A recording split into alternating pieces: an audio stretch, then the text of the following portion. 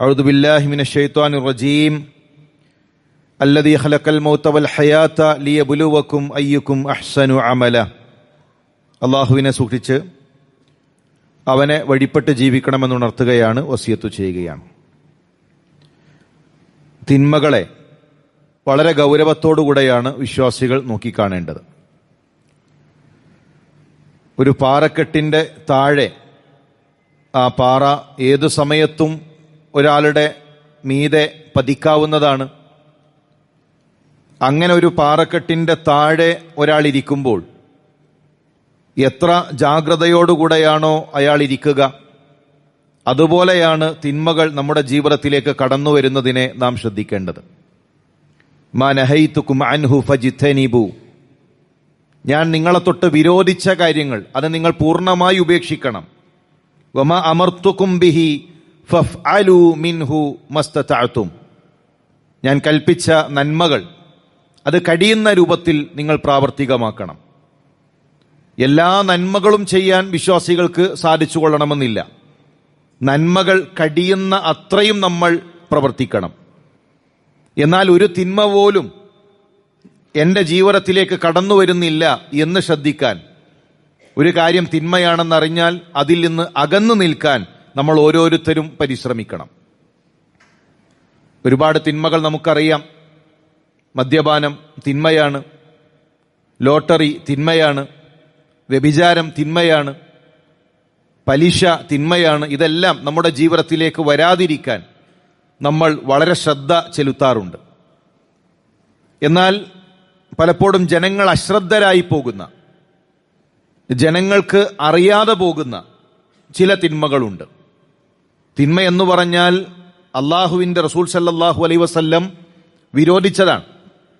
ഒരു കാര്യം റസൂലുള്ളാഹി തിന്മയാണെന്ന് പറഞ്ഞാൽ അത് വിശ്വാസിയെ സംബന്ധിച്ചിടത്തോളം തിന്മയാണ്. അതിൻ്റെ യുക്തിയോ അതിൻ്റെ കാരണങ്ങളോ അവർക്ക് അറിയേണ്ട ആവശ്യമില്ല. അതിൻ്റെ പിന്നിൽ ഒറ്റ കാരണമേ ഉള്ളൂ, അള്ളാഹുവിൻ്റെ റസൂൽ സല്ലല്ലാഹു അലൈഹി വസല്ലം തങ്ങളത് പാടില്ല എന്ന് പറഞ്ഞു, അതുകൊണ്ട് ഞാനത് ഉപേക്ഷിക്കുന്നു. അങ്ങനെ നമ്മൾ അശ്രദ്ധമായി പോകുന്ന ചില തിന്മകളാണ് ഉണർത്താൻ ആഗ്രഹിക്കുന്നത്. അത്തരം കാര്യങ്ങൾ നമ്മുടെ ജീവിതത്തിൽ ഉണ്ട് എങ്കിൽ അതിൽ നിന്ന് മാറാൻ, അതിൽ നിന്ന് അകന്ന് നിൽക്കാൻ, മറ്റുള്ളവരെ ഉണർത്താൻ നമുക്ക് സാധിക്കണം. അത്തരം തിന്മകളിൽപ്പെട്ട ഒരു കാര്യമാണ് ഇടത് കൈകൊണ്ട് ഭക്ഷണം കഴിക്കുക, ഇടത് കൈകൊണ്ട് വെള്ളം കുടിക്കുക എന്നുള്ളത്. പ്രവാചകൻ സല്ലല്ലാഹു അലൈഹി വസല്ലം തങ്ങൾ പറഞ്ഞു, ഇദാ അകല അഹദുക്കും ഫൽയഅകുൽ ബിയമീനി, ആരെങ്കിലും കടിക്കുകയാണെങ്കിൽ വലത് കൈകൊണ്ട് അവൻ കടിക്കട്ടെ. വഇദാ ശരിബ ഫൽയശ്റബ് ബിയമീനി, ആരെങ്കിലും വെള്ളം കുടിക്കുകയാണെങ്കിൽ വലത് കൈകൊണ്ട് അവൻ വെള്ളം കുടിക്കട്ടെ. അപ്പം നമ്മൾ കടിക്കുന്നതും കുടിക്കുന്നതും അത് വലതുകൊണ്ടാകണം. വലതുകൊണ്ടാണ് നമ്മൾ കടിക്കാറുള്ളത്.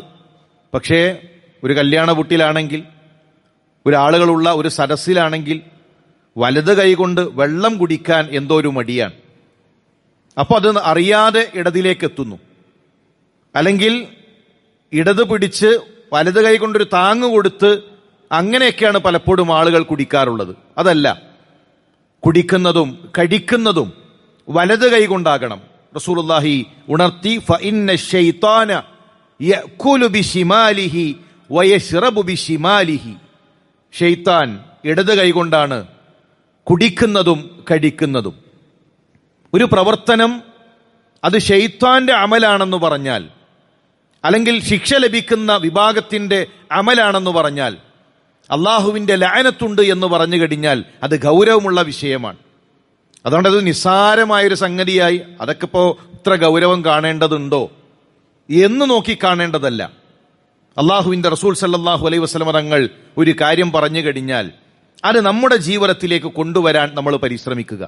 പലപ്പോഴും ആളുകൾ പറയും, അതൊരു വൃത്തിയുടെ എന്തോ ഒരു പ്രശ്നമുണ്ട്. വലത്തെ കൈ കൊണ്ട് കുടിച്ചു കഴിഞ്ഞാൽ ഗ്ലാസ്സിൽ അതിൽ വേസ്റ്റ് ആകും, അപ്പോൾ അതൊരു വൃത്തികേടാണ്, അതുകൊണ്ട് ഞാൻ ഇടതിലേക്ക് പിടിക്കുന്നു. നമ്മൾ പ്ലേറ്റ് ഭക്ഷണം കഴിച്ചു കഴിഞ്ഞാൽ കഴുകാറുണ്ട്, അതേ രൂപത്തിൽ ഗ്ലാസും കഴുകണം എന്നേ ഉള്ളൂ. പ്ലേറ്റിൽ കറി ഒഴിക്കുന്നു, ചോറ് വെക്കുന്നു, എല്ലാം പ്ലേറ്റിൽ നമ്മൾ വെച്ച് അതിൽ നിന്ന് കടിച്ച് ആ പ്ലേറ്റ് കഴുകാൻ കൊണ്ടുപോകും. അതേ രൂപത്തിൽ ഗ്ലാസും കഴുകണമെന്നേ ഉള്ളൂ. അവിടെ ഒരു വൃത്തിയുടെ വിഷയം വരുന്നില്ല. പലപ്പോഴും ആളുകൾ റസൂലുള്ളാഹിക്കും സ്വഹാബത്തിനും മനസ്സിലാകാത്ത വ്യാഖ്യാനങ്ങളാണ് നൽകുക. അപ്പൊ ഇസ്ലാം വൃത്തിയുടെ മതമല്ലേ, അതുകൊണ്ട് ഇത് വൃത്തിക്കെതിരാണ്, അതുകൊണ്ട് ഞാനിതാ ഇടത് കൈകൊണ്ട് കുടിക്കുന്നു. ഈ വൃത്തി റസൂലുള്ളാഹി സ്വല്ലല്ലാഹു അലൈഹി വസല്ലം നിങ്ങൾക്ക് മനസ്സിലായില്ലേ? ഈ വൃത്തി സ്വഹാബാക്കൾക്ക് മനസ്സിലായില്ല. അവർ വൃത്തിയുള്ളവരായിരുന്നു. ഈ ഹദീസ് പറഞ്ഞ റസൂലുള്ളാഹി സ്വല്ലല്ലാഹു അലൈഹി വസല്ലം തങ്ങൾ ഇടത് കൈകൊണ്ട് വെള്ളം കുടിച്ചിട്ടില്ല. പലപ്പോഴും ഇന്ന് ഹദീസുകളെ നമ്മൾ വ്യാഖ്യാനിക്കാൻ, താടി അത് ഈ കാലഘട്ടത്തിൽ പാടില്ല, അല്ലെങ്കിൽ താടി അതൊരു വിരൂപമാണ്. കാരണം ഇന്നല്ലാഹ ജമീലുൻ, അള്ളാഹു ജമീലാണ്, അവൻ ഭംഗിയെ ഇഷ്ടപ്പെടുന്നു എന്ന് ഹദീസില്ലേ? അപ്പൊ താടി ഭംഗികേടാണ്. ഈ ഹദീസ് പഠിപ്പിച്ചത് റസൂലുള്ളാഹി സ്വല്ലല്ലാഹു അലൈഹി വസല്ലം തങ്ങളാണ്. ആ ഹദീസ് പറയുമ്പോൾ നെഞ്ചിൽ നിറഞ്ഞു നിൽക്കുന്ന താടി അള്ളാഹുവിന്റെ റസൂൽ സ്വല്ലല്ലാഹു അലൈഹി വസല്ലം തങ്ങൾക്കുണ്ട്. റസൂലുള്ളാഹിയിൽ നിന്ന് ഈ ഹദീസ് കൈമാറിയത് സ്വഹാബാക്കളാണ്. ആ സ്വഹാബികൾക്ക് താടിയുണ്ട്. അവർക്ക് ആർക്കും ഇത് ഭംഗിക്കെതിരാണ് എന്ന് മനസ്സിലായിട്ടില്ല. പലപ്പോഴും ഇന്ന് റസൂലുള്ളാഹിയുടെ ഹദീസുകളെ നമ്മൾ നമ്മുടെ ഇഷ്ടത്തിനനുസരിച്ചുകൊണ്ട് വ്യാഖ്യാനിക്കുന്ന ഒരു അവസ്ഥയുണ്ട്.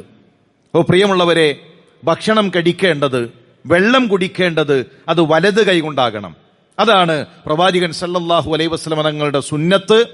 അത് ഇടത് കൈകൊണ്ടാണ് എങ്കിൽ അത് കുറ്റം ലഭിക്കുന്ന തെറ്റായ ഒരു വിഷയമാണ്. മറ്റൊരു കാര്യം, വഴിയിൽ മാലിന്യങ്ങൾ നിക്ഷേപിക്കുക എന്നുള്ളത്. വഴിയിലെ ഉപദ്രവം നീക്കൽ, മാലിന്യം നീക്കൽ അത് പുണ്യകരമാണ്.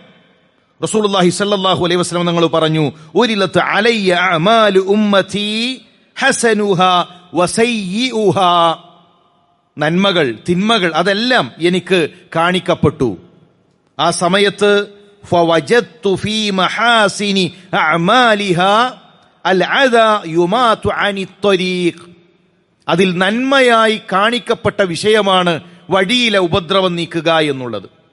ഇപ്പൊ വഴിയിലൊരു മാലിന്യമുണ്ടെങ്കിൽ അത് നീക്കലാണ് ഇസ്ലാം. വഴിയിൽ മാലിന്യമുണ്ടോ അത് നീക്കാനാണ് ഇസ്ലാം നമ്മോട് പറയുന്നത്. ഇമാത്തത്തുൽ അദാ അനി ത്വരീഖി സ്വദഖ. വഴിയിൽ നിന്ന് ഉപദ്രവം നീക്കുക, ഒരു അത് നീക്കിക്കളയുക എന്നത് സ്വദഖയാണ്. വഴിയിൽ നിന്ന് ഉപദ്രവം നീക്കൽ സ്വദഖയാണെങ്കിൽ വഴിയിൽ ഉപദ്രവം കൊണ്ടുപോയി ഇടുക എന്നത് അത് തിന്മയാണ്, അത് പാപമാണ്. നമ്മൾ ഒരു ബോട്ടിൽ വെള്ളം വാങ്ങിയാൽ ആ കുപ്പി നമ്മുടെ ഉത്തരവാദിത്തമാണ്. ആ കുപ്പി വഴിയിലേക്കിട്ട്, അല്ലെങ്കിൽ നമ്മളൊരു മിഠായി വാങ്ങിയാൽ ആ കവർ നമ്മുടെ ഉത്തരവാദിത്തമാണ്. അത് ജനങ്ങൾ പോകുന്ന വഴിയിൽ അല്ലെങ്കിൽ ഏതെങ്കിലും വഴിയിൽ ഇട്ട് നിക്ഷേപിച്ചു പോകുന്ന ഒരു രീതിയല്ല ഉണ്ടാകേണ്ടത്. ഏതൊരു ചെറിയ മാലിന്യമാണെങ്കിലും, ഏതൊരു ചെറിയ കാര്യമാണെങ്കിലും അതിന് നിശ്ചയിച്ച ആ സ്ഥലത്തേക്ക് കൊണ്ടുപോയിടുന്ന ഒരു അവസ്ഥയിലേക്ക് നമ്മൾ എത്തണം. വഴികൾ ഉപദ്രവമാക്കുക എന്നുള്ളത്, ഇന്ന് രാത്രി എല്ലാവരും ഉറങ്ങിക്കഴിഞ്ഞ് പല കടക്കാരും ആളുകൾ പോകുന്ന വഴിയിലാണ് പല വേസ്റ്റും കൊണ്ടുവന്നിടുന്നത്. പകലിൽ ജനങ്ങൾക്ക് ആ വഴി നടക്കാൻ പ്രയാസമാണ്, ദുർഗന്ധം വമിക്കുന്ന രൂപത്തിലാണ്. ഇതെല്ലാം വലിയ പാപമാണ് എന്ന തിരിച്ചറിവ് നമുക്കുണ്ടാകണം. മറ്റൊരു വിഷയം, ധാരാളം ആളുകൾക്ക് സംഭവിക്കുന്ന ഒരു അബദ്ധമാണ് വുദൂയിൽ ധാരാളം വെള്ളം ഉപയോഗിക്കുക എന്നുള്ളത്. ഇത് റസൂലുള്ളാഹി സ്വല്ലല്ലാഹു അലൈഹി വസല്ലം തങ്ങൾ താക്കീത് നൽകിയ വിഷയമാണ്. അള്ളാഹുവിന്റെ റസൂൽ 1400 വർഷങ്ങൾക്ക് മുമ്പ് അള്ളാഹുവിന്റെ റസൂലിന്റെ സ്വഹാബാക്കൾക്ക് താക്കീത് നൽകിയ വിഷയമാണ്. നിങ്ങൾ ധാരാളം വെള്ളം ഉപയോഗിക്കരുത്. വുദൂഇന്റെ വേളയിലാണെങ്കിൽ പോലും കാന യഗ്തസിലു ബിസ്സാഇ ഇലാ 5 അംദാദ്.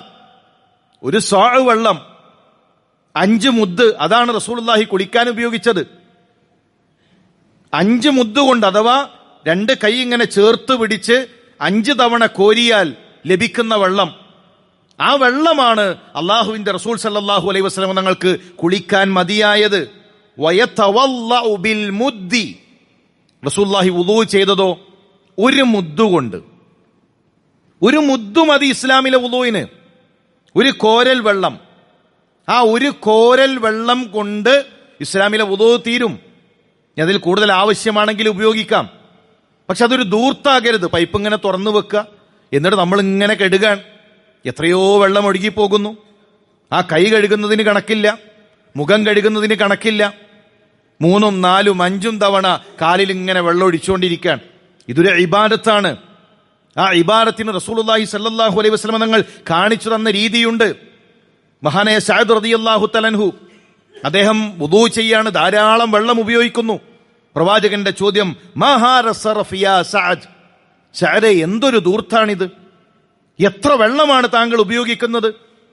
സ്വഹാബിയുടെ ചോദ്യം, അഫിൽ വുദൂഇ സർഫുൻ, അല്ലാഹുവിന്റെ റസൂലേ വുദൂ ചെയ്യല്ലേ, നമസ്കാരത്തിന് വേണ്ടി വുദൂ ചെയ്യുകയല്ലേ, അതിലും ഞാൻ വെള്ളം മിതമായി ഉപയോഗിക്കണമോ? പ്രവാചകന്റെ മറുപടി, നഅം വഇൻ കുൻത അലാ നഹ്രിൻ ജാരിൻ, ഒഴുകുന്ന ഒരു നദിക്കരയിലാണെങ്കിലും വെള്ളം മിതമായി ഉപയോഗിക്കണം. അപ്പൊ 3-ലധികം തവണ വെള്ളം ഉപയോഗിക്കുക എന്നത് പാടില്ലാത്തതാണ്. വുദൂഇൽ മുഖം 3 തവണയാണ് കഴുകേണ്ടത്. അതിങ്ങനെ 4ഉം 5ഉം തവണ കഴുകുക, കാലിൽ ഇങ്ങനെ വെള്ളം ഒടിച്ചുകൊണ്ടേയിരിക്കുക, അതൊരു കണക്കില്ല. പൈപ്പ് ഇങ്ങനെ തുറന്നു വെച്ച് കൈ ഇങ്ങനെ പിടിച്ചു നിൽക്കുക, അത് ശരിയല്ല. പ്രവാചകൻ സല്ലല്ലാഹു അലൈഹി വസല്ലം തങ്ങൾ പറഞ്ഞു, ഫമൻ സാദ അലാ ഹാദാ, ആരെങ്കിലും 3-ലധികരിപ്പിച്ചാൽ, ഒരു തവണ മുഖം കഴുകാം, അത് സുന്നത്താണ്. ഒരു തവണ കഴുകൽ നിർബന്ധമാണ്, അതോടൊപ്പം നബി ചെയ്ത സുന്നത്തുമാണ്. 2 തവണ ഒരാൾക്ക് വേണമെങ്കിൽ മുഖം കഴുകാം, 3 തവണയും മുഖം കഴുകാം. ഒരു തവണ മാത്രം മുഖം കഴുകിയാൽ വുദൂ ശരിയാകും. 2ഉം 3ഉം നിർവഹിച്ചാൽ ഒരു സുന്നത്തിന്റെ പ്രതിഫലം കൂടെ കിട്ടും. എന്നാൽ 3-ലധികം ഒരാൾ വെള്ളം ഉപയോഗിച്ചു കഴിഞ്ഞാൽ, ഫമൻ സാദ അലാ ഹാദാ ഫഖദ് അസാഅ വതഅദ്ദ വളമ, അവൻ തെറ്റുകാരനായി, അവൻ പരിധി വിട്ടു, അവൻ അക്രമം പ്രവർത്തിച്ചു. ഇത് നിസ്സാരമായ വിഷയമല്ല, ഇത് കുറ്റം ലഭിക്കുന്ന, റസൂലുള്ളാഹി സ്വല്ലല്ലാഹു അലൈഹി വസല്ലം തങ്ങൾ ദുൽമാണ് എന്ന് പഠിപ്പിച്ച, പാപമാണ് എന്ന് പഠിപ്പിച്ച വിഷയമാണ്. അതുകൊണ്ട് വുദൂഇന്റെ വിഷയത്തിൽ നാം ശ്രദ്ധിക്കണം. ധാരാളം വെള്ളം ഉപയോഗിക്കുന്ന ഒരു രീതിയല്ല, ഒരു ശ്രദ്ധയുമില്ലാതെ പൈപ്പ് ഇങ്ങനെ തുറന്നു വെച്ച് വുദൂ എടുക്കുന്ന രീതിയല്ല. ഒരു മാക്സിമം 3 തവണ. ഇനി അതിലേറ്റവും നല്ല രീതി എപ്പോഴും പ്രവാചകൻ സല്ലല്ലാഹു അലൈഹി വസല്ലം തങ്ങൾ ചില ഇബാദത്തുകളൊക്കെ പല രൂപത്തിൽ പഠിപ്പിച്ചിട്ടുണ്ട്, എന്ന് പറഞ്ഞാൽ പല എണ്ണം പഠിപ്പിച്ചിട്ടുണ്ട്. ഇപ്പൊ നമസ്കാരം കഴിഞ്ഞിട്ടുള്ള ദിക്റുകൾ, ആ ദിക്ർ പല എണ്ണം പഠിപ്പിച്ചിട്ടുണ്ട്, അതെല്ലാം നമ്മൾ പ്രാവർത്തികമാക്കണം. അതുപോലെ റസൂലുള്ളാഹി സ്വല്ലല്ലാഹു അലൈഹി വസല്ലം തങ്ങൾ വുദൂ ചെയ്യുമ്പോൾ 2 തവണ മുഖം കഴുകിയ സന്ദർഭങ്ങളുണ്ട്, ഹദീസുകൾ സ്ഥിരപ്പെട്ടതാണ്. 3 തവണ മുഖം കഴുകിയ സന്ദർഭങ്ങളുണ്ട്, 1 തവണ മുഖം കഴുകിയ സന്ദർഭങ്ങളുണ്ട്. ഇതെല്ലാം നമുക്ക് ചെയ്യാം. എപ്പോഴും 3 തന്നെ വേണമെന്നില്ല, 3 സുന്നത്താണ്. അതോടൊപ്പം അള്ളാന്റെ റസൂൽ 2 തവണ മുഖം കഴുകിയതും സ്ഥിരപ്പെട്ടതാണല്ലോ. അതുകൊണ്ട് ഞാൻ ഇത്തവണ 2 തവണ മുഖം കഴുകുന്നു എന്നൊരാൾ കരുതിയാൽ ജനങ്ങൾ വിസ്മരിച്ചു പോകുന്ന, ജനങ്ങൾ മറന്നുപോകുന്ന ഒരു സുന്നത്ത്, അതിനെ ജീവിപ്പിച്ചതിന്റെ പ്രതിഫലം കൂടെ നമുക്ക് ലഭ്യമാകും. അതുപോലെ നാം ശ്രദ്ധിക്കേണ്ട ഒരു വിഷയമാണ്, പലപ്പോഴും നമസ്കാരത്തിൽ ഇമാമിനെ മുൻകടക്കുക എന്നുള്ളത്. വഖാനൽ ഇൻസാനു അജൂല, മനുഷ്യൻ ധൃതിയുള്ളവനാണ്, അതവന്റെ പ്രകൃതാണ്. നമസ്കാരത്തിൽ ഇമാമു സുജൂദിലേക്ക് എത്തുന്നതിന് മുമ്പ് പല ആളുകളും സുജൂദിലെത്തിയിട്ടുണ്ട്. ഇമാമു റുക്കോയിലേക്ക് എത്തുന്നതിന് മുമ്പ് പല ആളുകളും റുക്കോയിൽ എത്തിയിട്ടുണ്ട്. ഇമാമ സലാം വീട്ടി തുടങ്ങിയിട്ടേ ഉള്ളൂ, ചില ആളുകളുടെ 2 സലാമും കഴിഞ്ഞിട്ടുണ്ട്. അങ്ങനെ ഇമാമിനോടൊരു മത്സരം എന്ന രൂപത്തിൽ നിൽക്കുന്ന ആളുകൾ, ധൃതി കാണിക്കുന്ന ആളുകൾ, ഇത് വളരെ ശ്രദ്ധിക്കേണ്ട വിഷയമാണ്. കാന റസൂലുള്ളാഹി സ്വല്ലല്ലാഹു അലൈഹി വസല്ലം ഇദാ ഖാല സമിഅ അല്ലാഹു ലിമൻ ഹമിദ ലം യഹ്നി അഹദും മിന്നാ ظهره حتى يقع النبي ساجدا ثم نقع سجودا بعده. സ്വഹാബത്ത് എങ്ങനെയാണ്? റസൂലുള്ളാഹി സ്വല്ലല്ലാഹു അലൈഹി വസല്ലം തങ്ങൾ സുജൂദിലെത്തിയിട്ടല്ലാതെ അവർ സുജൂദിലേക്ക് വരൂല. അള്ളാന്റെ റസൂൽ സുജൂദിലേക്ക് എത്തി എന്നുറപ്പായാലാണ് അവർ സുജൂദിലേക്ക് എത്തുക. അല്ലാതെ കേൾക്കുമ്പോത്തിന് അങ്ങോട്ട് സുജൂദിലേക്ക് ചാടി വീഴുന്ന, റുക്കോയിലേക്ക് ചാടി വീഴുന്ന, പെട്ടെന്ന് സലാം വീട്ടുന്ന, വലദ്ദാലീൻ എന്ന് കേൾക്കുമ്പോഴേക്കും ആമീൻ അല്ല. ഇദാ അമ്മനൽ ഇമാമു ഫഅമ്മിനു, ഇമാം ആമീൻ പറയുമ്പോൾ നിങ്ങൾ ആമീൻ പറയുക. ഇമാം ആമീൻ തുടങ്ങുമ്പോഴാണ് നമ്മൾ ആമീൻ പറയേണ്ടത്. ആ ആമീന്റെ കൂടെ മലക്കുകളുടെ ആമീൻ കൂടെ ചേർന്ന് വന്നാൽ നിങ്ങളുടെ പാപങ്ങൾ അല്ലാഹു പുറത്തു നൽകും. അപ്പൊ നമസ്കാരത്തിൽ ശ്രദ്ധ വേണം. നേരെ അങ്ങോട്ട് പെട്ടെന്ന് ഇമാമിന്റെ കൂടെ ചെയ്തു തീർക്കുക എന്നതല്ല. ഒരു അടങ്ങിപ്പാർക്കൽ, ഒരു സാവകാശം വേണം. ഇമാമ റുക്കോയിൽ എത്തിയിട്ട് റുക്കോയിലേക്ക് പോവുക, ഇമാമ സുജൂദിൽ എത്തിയിട്ട് സുജൂദിലേക്ക് പോവുക. ഇമാമിനെ മുൻകടക്കുന്ന ഒരു അവസ്ഥയുണ്ടാകരുത്. റസൂലുള്ളാഹി സ്വല്ലല്ലാഹു അലൈഹി വസല്ലം തങ്ങൾ പറയാറുണ്ട്, അയ്യുഹന്നാസ്, ഓ ജനങ്ങളെ, ഇന്നി ഇമാമുക്കും, ഞാൻ നിങ്ങളുടെ ഇമാമാണ്, ഫലാ തസ്ബിഖൂനി, നിങ്ങൾ എന്നെ മുൻകടക്കരുത്, ബിർറുകൂഇ വലാ ബിസ്സുജൂദ്, റുകൂഇലും സുജൂദിലും ഇമാമിനെ നിങ്ങൾ മുൻകടക്കരുത്. ഇമാമിനേക്കാൾ മുമ്പ് നിങ്ങൾ റുകൂഇലേക്ക് എത്തരുത്, സുജൂദിലേക്ക് എത്തരുത്. അതുകൊണ്ട് പ്രിയമുള്ളവരെ, നമ്മുടെ വുദൂഇൽ, നമ്മുടെ നമസ്കാരം, ഇതൊക്കെ പുണ്യം കിട്ടണമെന്ന് കരുതിയാണ് നമ്മൾ ചെയ്യുന്നത്. പക്ഷേ ചില അശ്രദ്ധകൾ നമുക്ക് തിന്മകൾ വാങ്ങിത്തരുന്നതാണ്. അതുകൊണ്ട് അത്തരം വിഷയങ്ങൾ ശ്രദ്ധിക്കുക. അള്ളാഹു എല്ലാ മേഖലകളിലും അവനെ സൂക്ഷിച്ച് ജീവിക്കാനുള്ള തൗഫീക്ക് നൽകി അനുഗ്രഹിക്കട്ടെ.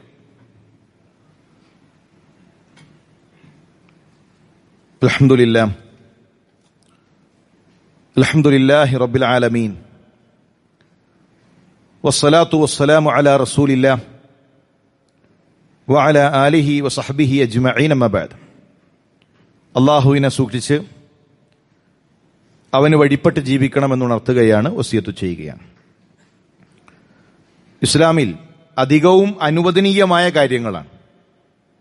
നമ്മുടെ വസ്ത്രമാണെങ്കിലും ഭക്ഷണമാണെങ്കിലും ഏത് കാര്യങ്ങളാണെങ്കിലും അനുവദനീയമായതാണ് കൂടുതൽ. വളരെ കുറഞ്ഞ കാര്യങ്ങളാണ് നിഷിദ്ധമായതുള്ളത്. പക്ഷെ നമ്മുടെ മനസ്സ് എപ്പോഴും ആ നിഷിദ്ധമായതിനോടായിരിക്കും താല്പര്യം. നമുക്ക് എങ്ങനെയും ഇരിക്കാം. ഇരുത്തം ഏത് രൂപത്തിലും അനുവദനീയമാണ്. ഇരുത്തം പാടില്ല എന്ന് പറഞ്ഞൊരു രൂപം, പക്ഷെ അധികം ആളുകളും ആ ഇരുത്തമാണ് സ്വീകരിക്കുക. അതേതാണ് ഇരിക്കാൻ പാടില്ലാത്ത രൂപം? റസൂലുള്ളാഹി സ്വല്ലല്ലാഹു അലൈഹി വസല്ലം തങ്ങൾ വിരോധിച്ച ഇരുത്തമാണ് ഇടത് കൈ പിറകിലേക്ക് വെച്ച് ആ ഇടത് കൈയിൽ ഊന്നിയിരിക്കുക. നന്നായി ശ്രദ്ധിക്കണം. രണ്ട് കൈയും പിറകിലേക്ക് വെച്ചല്ല, വലത് കൈ വെച്ചുകൊണ്ടല്ല, ഇടത് കൈ പിറകിലേക്ക് വെച്ച് ആ ഇടത് കൈയിലേക്ക് ഊന്നിയിരിക്കുന്ന രൂപം. പല ആളുകൾ നിസ്കാരം കഴിഞ്ഞാൽ നേരെ ആ ഇടത്തെ കൈ കൊണ്ട് വെച്ച് അതിലിങ്ങനെ ചാരിയിരിക്കും. ആ ഇരുത്താണ് നമുക്ക് ഒരു പൊതുവെ ഒരു ആശ്വാസം ഉണ്ടാവുക. പക്ഷെ അത് റസൂലുള്ളാഹി സ്വല്ലല്ലാഹു അലൈഹി വസല്ലം തങ്ങൾ വിരോധിച്ച രൂപമാണ്. മഹാനായ ശരീദ് ഇബ്നു സുവൈദ് റളിയല്ലാഹു തആല അൻഹു അദ്ദേഹം പറയുന്നു, മർറ ബി റസൂലുള്ളാഹി സ്വല്ലല്ലാഹു അലൈഹി വസല്ലം വഅന ജാലിസുൻ ഹകദ, എൻ്റെ അരികിലൂടെ റസൂലുള്ളാഹി നടന്നുപോയി, ഞാനിത് ഇങ്ങനെ ഇരിക്കായിരുന്നു. ഏതാണ് ഇരുത്തം? വഖദ് വളഅതു യദിയൽ യുസ്റ ഖൽഫ ളഹരി വത്തകഅതു അലാ അൽയതി യദി, കൈ ഇങ്ങനെ പരത്തി, ഇടത് കൈ പരത്തി ആ ഇടത് കൈ പിറകിലേക്ക് വെച്ച് അതിൽ ഊന്നി ഞാൻ ഇരിക്കുകയായിരുന്നു.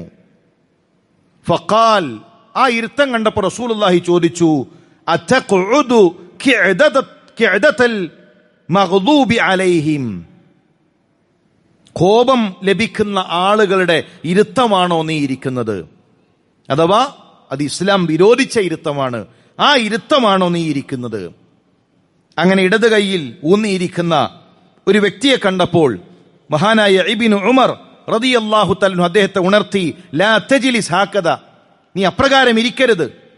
ഫഇന്ന ഹാകദ യജ്ലിസുൽ ലദീന യുഅസ്സബൂൻ, ശിക്ഷ ലഭിക്കുന്ന വിഭാഗം അവരുടെ ഇരുത്തത്തിന്റെ രീതിയാണത്. അപ്പൊ നമുക്ക് വേറെ ഏത് രൂപത്തിലും ഇരിക്കാം, അതെല്ലാം ഇസ്ലാം അനുവദിച്ചു. ഒരു രൂപം മാത്രമാണ് പാടില്ല എന്ന് പറഞ്ഞത്.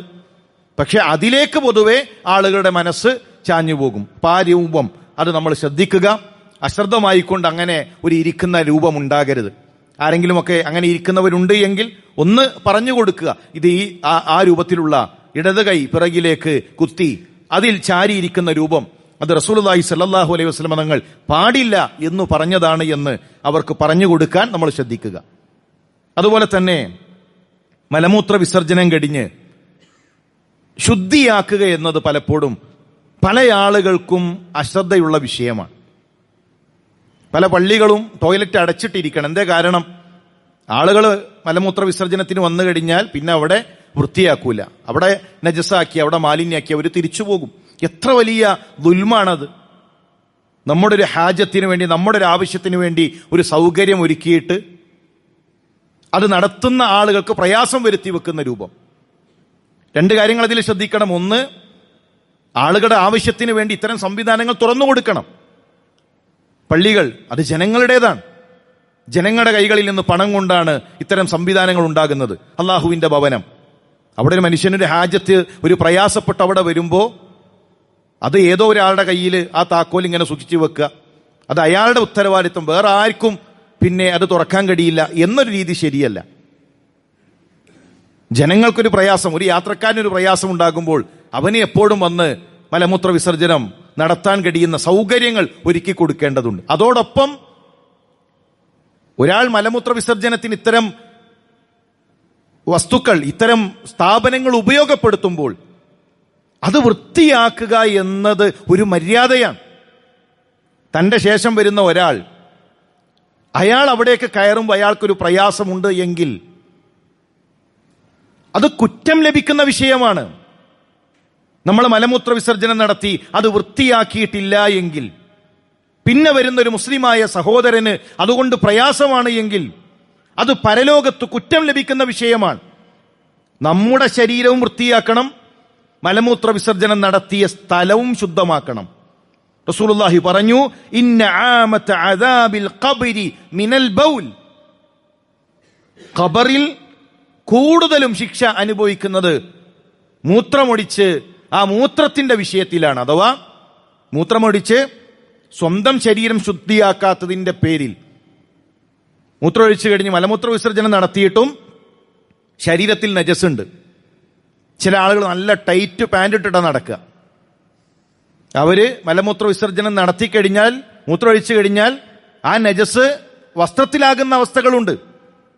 അത്രയും ടൈറ്റ് പാൻറ് ധരിച്ചിട്ടാണ് നടക്കുന്നത്.